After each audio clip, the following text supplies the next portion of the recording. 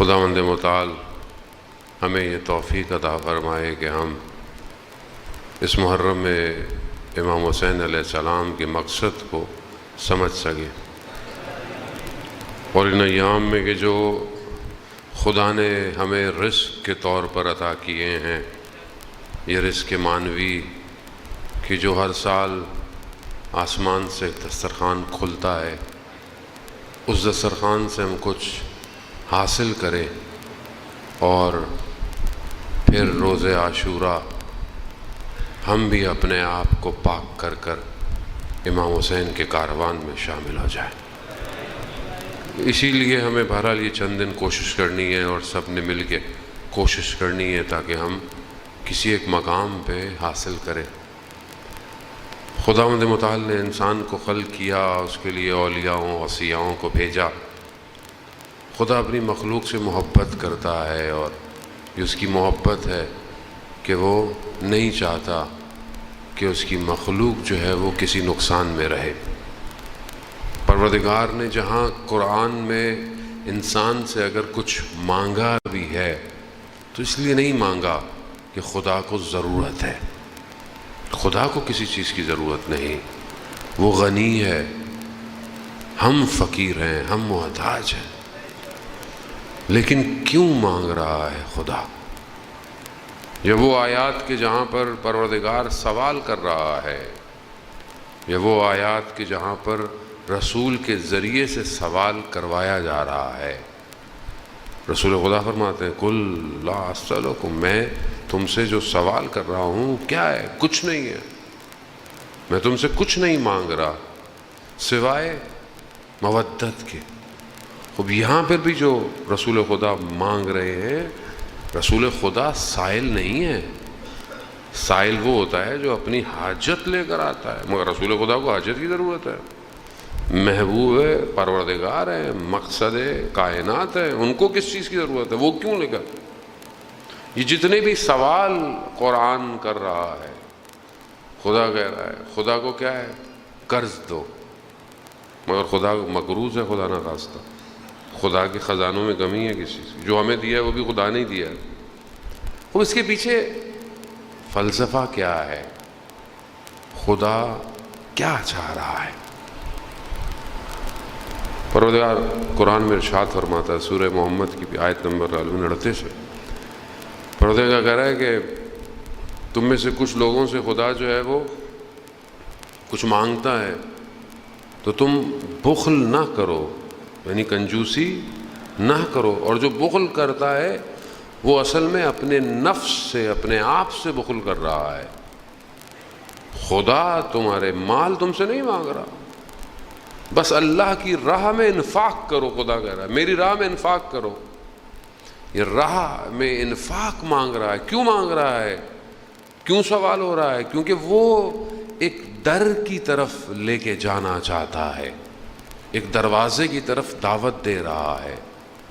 رسول خدا کو پروردگار نے بھیجا، اس لیے انبیاء کو بھیجا کہ مخلوق کو اس دروازے کے ذریعے سے کمال کی طرف لے کے جائے۔ یہ جو سوال رسول کر رہے ہیں وہ بیسیکلی ہمیں دعوت دے رہے ہیں، آؤ ادھر آؤ، میں تمہیں اس پوری دنیا کے شور شرابوں سے بچا رہا ہوں، میں تم سے کچھ نہیں چاہ رہا اور مجھے کچھ نہیں چاہیے۔ یہ جو میں تم سے مانگ رہا ہوں یہ تمہاری بقا کے لیے ہے۔ یہ جو میں تم سے مودت مانگ رہا ہوں اپنے قربا کی، اپنے گھر والوں کی، یہ تمہاری بقا ہے۔ اس میں چھوڑ دو، نہ دو محبت، کیا ہوگا؟ کیا ہوا؟ کیا ہو رہا ہے؟ کیا ہوگا؟ آپ کے سامنے ہے۔ اب یہاں یہی ان ساری چیزوں کے پیچھے ہے کہ خدا جب کچھ چاہتا ہے تو وہ انسان کو کمال پہ پہنچانا چاہتا ہے۔ ماہ محرم بھی اسی طرح ایک ریپیٹیشن ہے، ایک تکرار ہے۔ یہ ہر سال آ کر یہی دعوت دے رہی ہے، آؤ دروازہ کھلا ہوا ہے، آؤ خدا تمہیں کسی مقام پر لے کر جانا چاہتا ہے۔ خدا لے کے جانا چاہتا ہے۔ کیسے آؤ؟ کس طرح آؤ؟ آ جاؤ۔ کمال پہ لے کے جانا خود حسین ابن علی کا کام ہے، یہ ہمارا کام نہیں ہے۔ روز عاشور، شب عاشور، کئی لوگ تھے جو آخر میں آئے، وہ کہاں چلے گئے، وہ کس مقام پہ پہنچ گئے، آج بھی دروازہ کھلا ہوا ہے عزیزان محترم۔ لیکن کیا وجوہات ہے کہ انسان اتنی بڑی دعوت کے باوجود انسان دعوت کو قبول نہیں کر رہا؟ اتنی بڑی دعوت ہے، قرآن مجید پروردگار کی کتاب ہے، محکم کتاب ہے۔ خدا کہتا ہے ہم نے تمہارے لیے واضح بیان کر دیا، اپنی آیتوں کو روشن کیا ہے تمہارے لیے۔ کیوں نہیں سمجھ میں آتی قرآن کی آیات؟ کیوں نہیں انسان سمجھتا؟ کیونکہ قرآن کو اپنے وجود میں پیوست کرنے کے لیے وجود پاک چاہیے، پاک۔ ہر کوئی، خود قرآن کہہ رہا ہے، وہ جو حقیقت ہے قرآن ہے، اس کو نہ پہاڑوں نے لیا نہ کوئی اور چیز تحمل کر پائی، وہ قلب پیمبر پر اترا ہے۔ قرآن جو حقیقت ہے اسی کو بہت نیچے لے کر خدا نے اس صحیفے کے ذریعے، یہ جو ہمارے پاس کتاب کی صورت میں ہے۔ لیکن کتنے پریشان ہیں ہم اپنی اولاد کے لیے کہ یہ قرآن کی تعلیم حاصل کرے، کتنے پریشان۔ ابھی یہیں سے آپ اسکوٹنگ شروع کر دیں۔ میں تو دیکھیں آتا اس لیے ہوں کہ آپ چیک لسٹ لے کر بیٹھا کریں کہ میں کہاں ہوں، ٹیکسٹ کہاں ہے۔ میں اپنے آپ کو بھی کہہ رہا ہوتا ہوں، یہ صرف آپ کے لیے نہیں۔ قرآن کتنا امپورٹنٹ ہے، قرآن کے لیے کتنے اچھے۔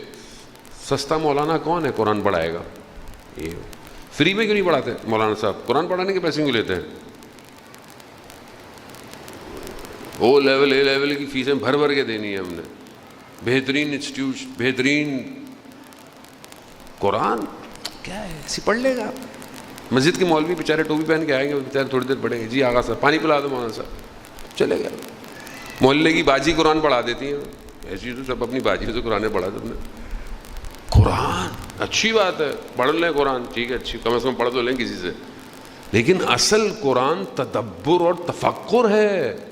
قرآن کئی جگہ کہہ رہا ہے یا اولی الالباب، اے عقل مندو، اگر کامیابی چاہتے ہو تدبر تفکر۔ کتنا تدبر اور تفکر ہے قرآن کے اوپر۔ مولانا صاحب بولے مولانا صاحب اتنے سارے مسلک ہیں، اتنے ہی ترجمے ہیں قرآن کے۔ ٹھیک ہے، اگر آپ اسٹریٹ ترجمہ بھی لے لیں تو بھی کوئی فرق نہیں پڑتا۔ آپ کتنی دفعہ قرآن کا ترجمہ پڑھا، کتنی دفعہ اس کو سمجھا، پھر کتنی دفعہ تفسیروں کا مطالعہ کیا۔ اب آپ بولیں مولانا صاحب اگر سب ہم ہی پڑھ لیں تو پھر آپ کو کیوں بلاتے ہیں مجلس پڑھنے کے لیے؟ یا بھائی ہم یہی تو، اللہم صلی علی محمد، ہم یہی چاہتے ہیں کہ جب آپ تفسیر بھی پڑھ لیں گے نا تو مولانا پھر اس سے بھی اوپر کچھ پڑھ کے آئے گا۔ جب ہم نارمل ٹیکسٹ ہی نہیں پڑھ رہے۔ اسلام کا اوریجنل ٹیکسٹ کیا ہے؟ اوریجنل ٹیکسٹ قرآن ہے۔ قرآن ہی جب ہمارے وجود میں نہیں، ہم قرآن پڑھتے ہیں جب مرحومین، قرآن خوانی میں کوئی بھی نہیں آتا، ویسے بھی لوگ بعد میں آتے ہیں، کھانا کب ہوگا مجلس کے بعد اس میں پہنچے۔ قرآن خوانی بیچارے کچھ لوگ گھر والے بیٹھے ہوتے ہیں، قرآن خوانی ایسی ہوتی ہے، وہ بھی ثواب کے لیے، جو آتا بھی ثواب کے لیے، قرآن ثواب کے لیے۔ بیٹی کی شادی ہوئی، قرآن دے دو ساتھ، مخمل کے کپڑے میں لپیٹ کے دے دو، اتنا لپیٹو کہ کبھی زندگی میں کھولے ہی نہیں، عید کے ٹائم پہ پر ڈسٹ ہٹے گی۔ باقی قرآن کہاں ہے؟ سفر پہ جا رہے ہو، اگر آپ کے گھر میں اچھا رواج ہے تو آپ کے گھر کے سر کے اوپر قرآن رکھ لیتے ہیں، چلو قرآن سے بولو اگر اچھے ہیں، ورنہ تو جاؤ جلدی۔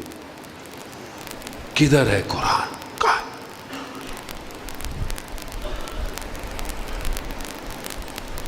قرآن کو دیکھنا عبادت، سننا عبادت، پڑھنا عبادت، لیکن جب تک یہ تفکر میں، تدبر میں تبدیل نہیں ہوتا، قرآن معاشرے کو ڈرائیو نہیں کرے گا۔ قاری بہت ہیں، قاری امام حسین کے مقابلے میں تھے۔ ہمارے پاس سب سے پہلا جواب یہی ہے، جب آپ بولو نا قرآن پڑھو، مولانا صاحب وہ تو امام حسین کے سامنے جو لوگ کھڑے تھے قاری تھے قرآن کے، تو کیا کریں؟ قرآن پڑھنا چھوڑ دیں؟ نماز بھی پڑھتے تھے وہ لوگ، بہت سے لوگ اس لیے نماز بھی نہیں پڑھتے. ناطق قرآن جب جنگ میں نیزوں پر خالی ڈبے تھے، وہ قرآن بھی نہیں تھا، اٹھایا، لوگ ہل گئے. مولا قرآن قرآن. بے بصیرتی کا یہی عالم ہوتا ہے جب انسان ولی الزمان سے دور ہو جائے. کیا کہا؟ مولا قرآن اٹھا لیا نیزوں پہ. امام نے فرمایا میں ناطق قرآن ہوں، میری سمجھ میں نہیں آ رہی تمہیں؟ عزیزان محترم، اگر ہم چاہتے ہیں، ان شارٹ بریکٹ کلوز، اگر چاہتے ہیں وقت کے امام تک پہنچے، اگر چاہتے ہیں، آیت اللہ عظمہ بہجت فرماتے تھے رضوان اللہ تعالیٰ علیہ، لوگ کہتے تھے وظیفہ دیں امام زمانہ کی زیارت کریں. ہر کسی کو وظیفہ چاہیے، وظیفہ والی قوم ہے ہم تو ویسے بھی. وظیفہ دے دیں امام زمانہ کا زیارت کریں. وہ کہتے تھے کہ اگر امام زمانہ کی زیارت چاہتے ہو تو قرآن کی زیارت کرو.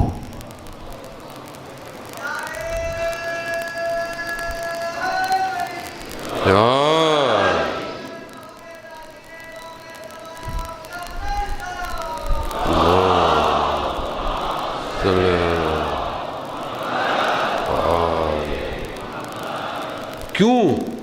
کیونکہ وہ جو امام ہے وہی قرآن ہے، اور جو قرآن ہے وہی امام ہے. خلیفہ وقت نے ابن عباس سے بولا کہ تم ہر وقت مولا علی کی تعریفیں کرتے ہو. اس نے بولا میں تو قرآن کی آیتوں کی تلاوت کرتا ہوں، اور میں قرآن کی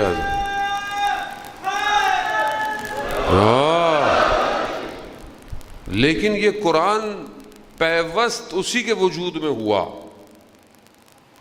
جو سمجھ پایا اپنے وقت کے امام کو. ورنہ قاری تو بہت تھے، مگر وہ قاری جس نے سر نیزے پر بھی قرآن کی تلاوت کی، اصلی قاری. ذکر الہی ہے، کلام الہی ہے، کلام الہی.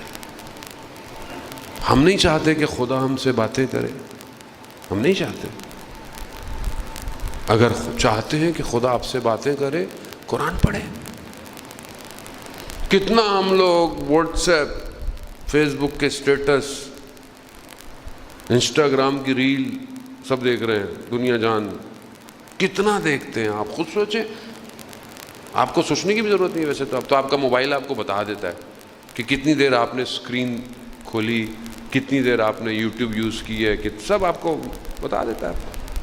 خود اس کو کمپیئر کریں اپنے ساتھ کہ کتنا میں یہ نہیں کہہ رہا کہ برا کام کرتا، اچھے کام کرتے ہوں گے، پڑھتے ہوں گے، سارے کام کرتے ہیں، لیکن آپ دیکھیں کہ کتنا دنیا کا ٹیکسٹ پڑھ رہے ہیں اور کتنا خدا کا کلام پڑھ رہے ہیں. کہاں ہے؟ پھر آپ کہتے ہیں معاشرہ صحیح نہیں ہو رہا، پھر آپ کہتے ہیں معاشرے میں مشکلات ہیں، مصیبتیں ہیں، لوگ امام کو نہیں. کیسے امام کو پہچانیں گے؟ وہ چیز جو آج موجود ہے اور وہ چیز جو غیبت کے پردے میں ہے.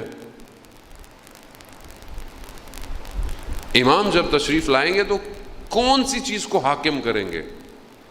کون سی چیز کی حکومت ہوگی؟ مولا متقیان حضرت علی ابن ابی طالب علیہ السلام.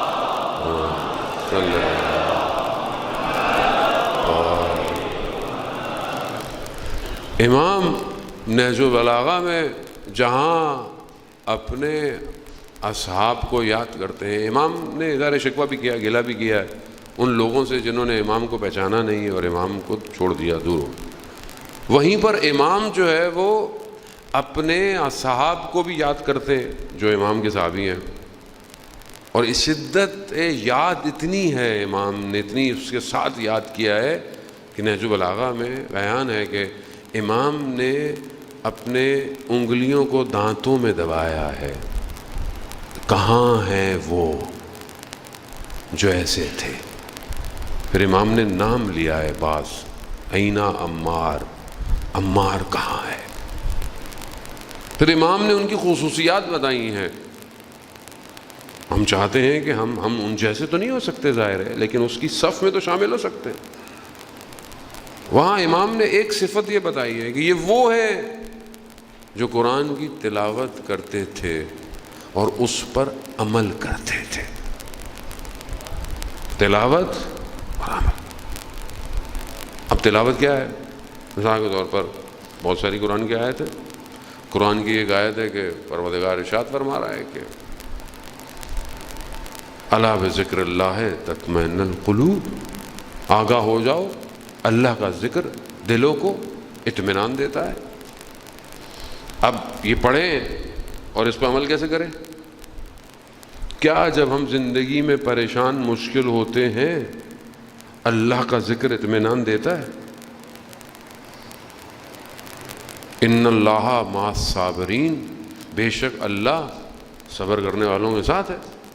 لیکن کیا زندگی میں صبر کرتا ہوں؟ ان مع العسر یسرا، بے شک ہر مشکل کے بعد آسانی ہے. خوب یہ الم یعلم بان اللہ یرا، مگر تم نہیں جانتے کہ خدا تمہیں دیکھ رہا ہے. کوئی قرآن کی آیت ہے. تو کیا پریکٹیکلی یہ میرے ذہن میں ہے کہ خدا مجھے دیکھ رہا ہے؟ خدا دیکھ رہا ہے.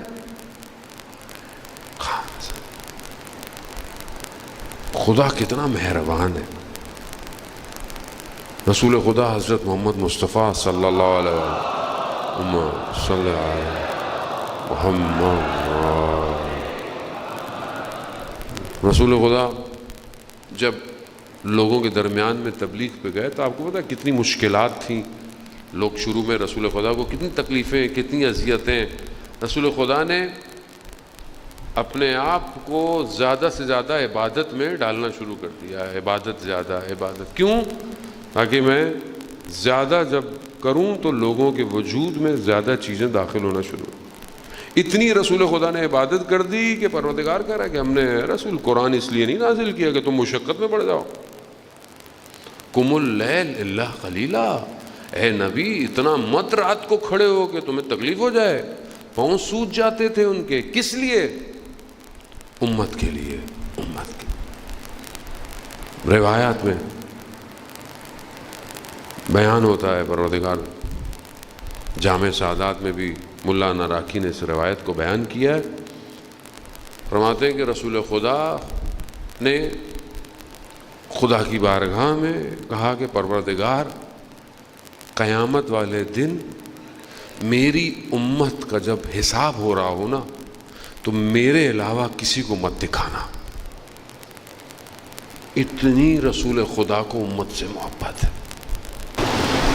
کہ وہ جب ظاہر ہے آپ کو پتا ہے قیامت والے دن کیا لکھو. انہوں کہاں سے لکھوں؟ قلم تو نہیں ہے. کہا تمہاری انگلی تمہارا قلم بن جائے گی. قلم لکھو. کہا دوات کہاں سے لو؟ مرکب. کہا زبان لگاؤ. لکھنا شروع کیا. اچھا برا جو رک نہیں پایا قلم، آپ کا قلم خود لکھے گا تم نے زندگی میں کیا کیا. اچھا کیا خود لکھے گا، اصل میں آپ کے اختیار میں نہیں ہے.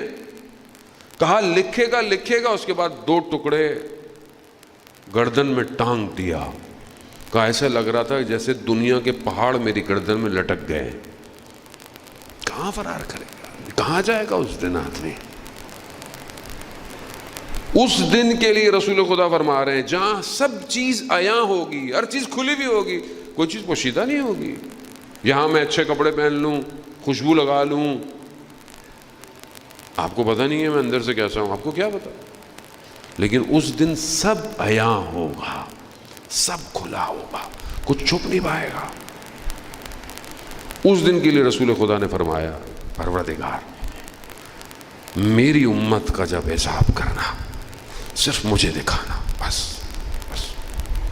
یعنی رسول چاہتے ہی نہیں کہ دوسری امتیں دیکھیں کہ میری امت کیا عمل کرتی تھی. اللہم صلی محمد و